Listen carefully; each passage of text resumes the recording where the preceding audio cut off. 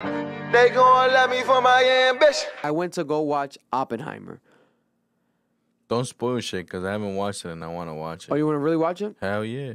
So Oppenheimer, for those who don't know, is one of the most famous scientists of all time, arguably the most important scientist in the history of life and humanity, because his brain, quantum physician genius, was the man behind creating the team that led the creation of the atomic bomb. Atomic bombs. I don't know Nuclear if we should war. be thanking him or nah. Nuclear war is now possible because of him. And the most beautiful thing about this movie, aside from it visually, was the concept of how he truly felt at the time being portrayed in the movie, where it's like, I am now death. I am the destruction of man because, yes, I was excited to do this job. You see in the movie, he's excited to do the job. He knows so much about science. This is like a scientist's dream. Like, you're working with atoms and you're like, oh, we're doing this. Uranium, chemicals, oh my God. But after he sees that it's successful, just like in real life, this all happened. Is like, hold up. I killed people. You know, I killed people. Did that shit go off while he was still alive? Yeah. Oh, yeah. okay. At especially at Hiroshima. It was very, if you watch the movie, man, this movie, man, first of all, it's very long. So you have to sit through it. There's a lot of dialogue. There's not much action. There's really no action. And it's kind of like a countdown. I know some reviewers were saying, "Oh, it's not. It didn't feel like a countdown to the bomb." To me, it definitely did. It felt like a countdown because the movie is him as a student learning like quantum physics and like how he brought quantum physics to America. I believe he was the first one to bring it here and teach people that here years ago. And then him being a student, and then eventually being hired for the job that everyone knows about. And then the legal ramifications afterwards, where they try to frame him for this and that. And then the president's reaction. But real life right now, we're dealing with it. There's been rumors, a potential World War III. It's funny, because it hasn't happened yet, but it can happen at any moment because of the nuclear weapons that these countries have. Because of Oppenheimer starting that initial nuclear atomic bomb that is like, oh, you guys are doing this? Let's go and do this. Russia, everyone now learned how to do it, so they can just do that at any moment. Because this bomb was so strong that it killed and obliterated a bunch of people.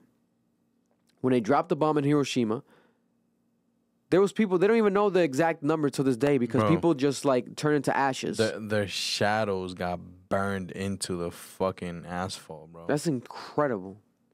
It's atomic, bro.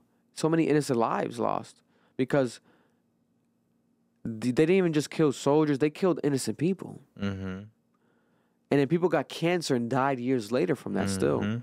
There's a man that spoke recently. He survived, you know. But it's just, it's incredible, man. It's so incredible. So it's an amazing achievement, but at the same time, war is such a double-edged sword. It's like you want to defend your country, but because you know you have to, right? Because it's like if they're gonna attack you, you want to attack them first. But why even having to attack anyone? Why do we gotta kill anyone?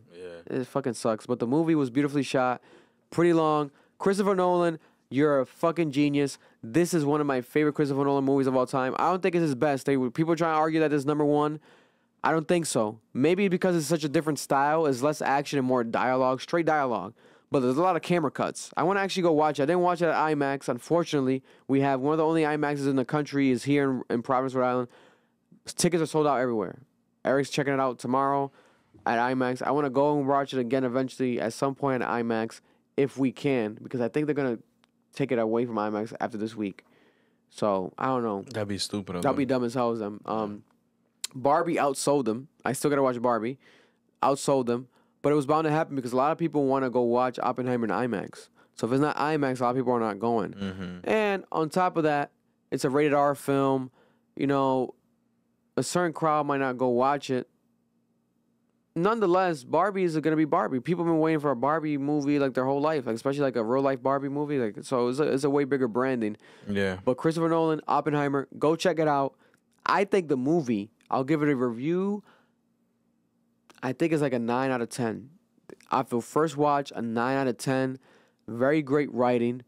Very intellectual thoughts. Very deep, introspective shit that you need to watch over and over again to really get fully. I had to watch videos on it, reviews on it. I had to watch breakdowns to understand the ending fully because I got a bit confused with the breakdown that I made myself when I'm watching. I'm like, oh, did this end this way because of that? I'm like, oh, that's why. But you can't press replay. You're in a movie theater. You know what I'm saying? But I definitely want to watch this movie again. The acting, bro. There's a lot of random actors that make cameos in the movie. Josh Peck from Drake and Josh. Like, bro, like, people knew that these people were going to be in the movie, but they didn't know how they were going to be used. Robert Downey Jr., Iron Man. So good, bro, in this movie. He plays Strauss. He's the guy that in real life was after Oppenheimer, after he was a one that helped hire him, etc., but then it was trying to frame him and say that he was a communist and like he ended up stripping him from his I believe licensing as a scientist. Some wild shit happened. Some like court case, but not really a court case. It wasn't on trial. So that's played by Robert Downey Jr. So every time the movie's in his perspective is in black and white. So every time it's not regular, it's in color. It's incredible. Albert Einstein's in the movie because in real life, Oppenheimer worked with Albert Einstein. They were friends. So the guy that plays Albert Einstein, I'm like, what the hell? Albert Einstein's in the movie. So a lot of people wanted to watch it just for that because like, oh, I want to see Albert Einstein. You know, so that interaction was pretty cool with how Oppenheimer and Albert Einstein had conversations. You know, it felt realistic. The movie felt like a documentary almost. The man that, let me get his name correct because people are going to kill me, especially Edwin, because Edwin's a huge fan of Peaky Blinders. This is the same actor from Peaky Blinders. I love this actor, especially in the Dark Knight movie. I think he plays Scarecrow in the movie. Cillian Murphy. Cillian Murphy was born to play Oppenheimer. He looks like him, and his mannerisms were perfect. The young Oppenheimer to the old Oppenheimer, bro, it was perfect. And he looked like he was going crazy in the movie. Like, he was method acting. It felt like real. I'm like, this guy is killing this shit. Like, this is crazy. Even when they made him look old, like, I'm like, this is nuts. This was nuts, bro. Easily, by far, that man's best movie as an actor. And Christopher Nolan, probably top 3 easily. Inception's still amazing. Interstellar's wild. Christopher Nolan, Dark Knight, don't get me started with Christopher Nolan. Comment down below if you guys watch Oppenheimer. If you haven't yet, I recommend it. Go check it out, Marloon. Everyone go check it out whenever you can. Even if you can't watch it on IMAX, go watch it regular. But be prepared. Take an energy drink. Don't take, bro. It's like 3 hours and like 20-something minutes. It was long. Bro, it was long as fuck. It's a lot of talking, but there's a lot of camera cuts, so it feels like it's action. But it's not really, it's no action. It's just talking.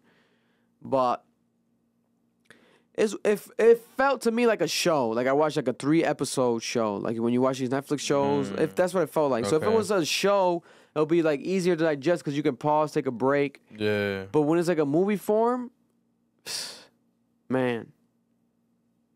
But the writing was excellent. So shout out to Christopher Nolan, Oppenheimer, a success. In my opinion, it met my expectations as far as acting and movie energy went.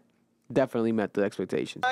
If you enjoyed that reaction, make sure to check out more reactions right here in this link. Also, if you want to check out our podcast, full episodes available right there.